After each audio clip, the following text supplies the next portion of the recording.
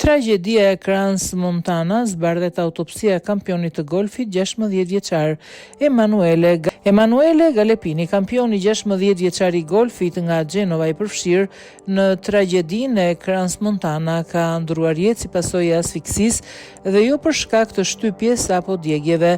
Ky është konkluzioni i autopsisë kryer nga ekspertët mjeko-ligjor, e cila hedh dritë mbi rrethanat e vdekjes së të riut. 3 specialistë janë emëruar nga Prokuroria e Romës për të kryer autopsinë e të rinjve italian që humbën jetën natën e vitit të ri në Crans Montana. Hetimi i hapur përfshin vrasje të paqëllimshme, lëndime të rënda trupore dhe zjarrvënie. Autoritetet italiane vendosën të ndërhyjnë pasi prokurorët zviceran kishin vlerësuar se një autopsi nuk ishte e nevojshme. Sipas burimeve timore do të kryen analiza të detajuara për përzierjen e tymrave toksik që të rinjt mund të kenë thithur para ngjarjes. Ende nuk dihet nëse Emanuele Gapellini ndodhej brenda apo jashtë ambientit të klubit në momentin e tragjedisë.